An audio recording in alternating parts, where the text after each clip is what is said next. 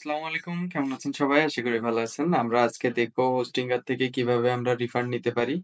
আপনারা সবাই জানেন যে হোস্টিংগারে ৩০ দিনের মধ্যে যেকোনো প্রোডাক্ট যদি আমরা পারচেজ করি তাহলে সেখান থেকে আমরা রিফান্ড নিতে পারি।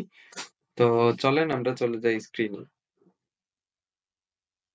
তো শুরুতেই আপনাদের হোস্টিংগারে লগইন করে নিতে হবে। লগইন করার পরে এই যে আ হোম পেজে যদি আমরা চলে আসি, এখানে আমাদের কি, কি সার্ভিস নেওয়া আছে না আছে সেটা চলে আসবো। তারপর আমরা চলে যাব হেল্প এ। হেল্প এ গিয়ে আমরা এখানে সার্চ দিতে পারি ইস্যুটা অথবা আমরা ডিরেক্ট এখান থেকে এই যে বিলিং এ চলে যাব। বিলিং এ যাওয়ার পরে এই যে I want a refund, I want a refund এ দেওয়ার সাথে, সাথে আমরা গত ১ মাসের মধ্যে যে পারচেজ করা হয়েছে সেটার জন্য আমরা এই পেজে এখানে চলে আসব। তো এই যে বিজনেস হোস্টিং নেওয়া হয়েছিল আমার এটা কোনো কাজের না। হোস্টিংগারের হোস্টিং একদম ফালতু হোস্টিং। এই হোস্টিং এ কাজ করা খুবই ঝামেলা। তো এজন্য আমি এটা রিফান্ড করে দিতে চাই। এজন্য আমি এই যে রিফান্ড বাটনে ক্লিক করলাম। Services you want to refund for invoice এত $১৫ নিয়েছিল। I understand. Next. Reason select করতে হবে।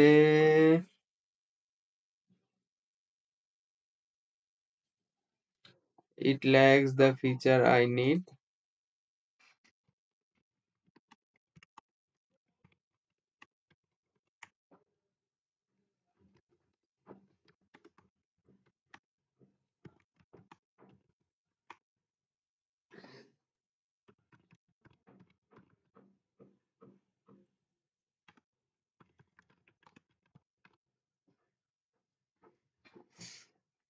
আচ্ছা, তারপর নেক্সট দিয়ে দিলাম। হোস্টিং এর ব্যালেন্সে ইনস্ট্যান্ট চলে আসবে। অরিজিনাল পেমেন্ট মেথড কার্ডে চলে আসবে।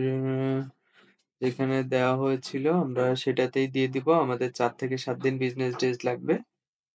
তো সেটা দিয়ে বেটার। হোস্টিংগারের ব্যালেন্সে ইনস্ট্যান্ট আসলেও হোস্টিংগার থেকে যেহেতু আমরা এখন কোনো কেনাকাটা করব না, অরিজিনাল যেখান থেকে পেমেন্ট করা হয়েছিল সেটাই আমরা নিয়ে নিচ্ছি। নেক্সট দিয়ে দিলাম।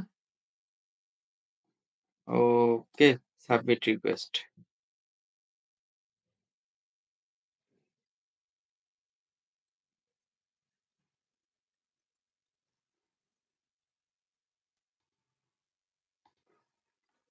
তো আজকের মতো ভিডিও এখানেই শেষ করছি। সবাই আমার জন্য দোয়া করবেন এবং ভিডিওটি ভালো লাগলে শেয়ার করবেন। আসসালামু আলাইকুম।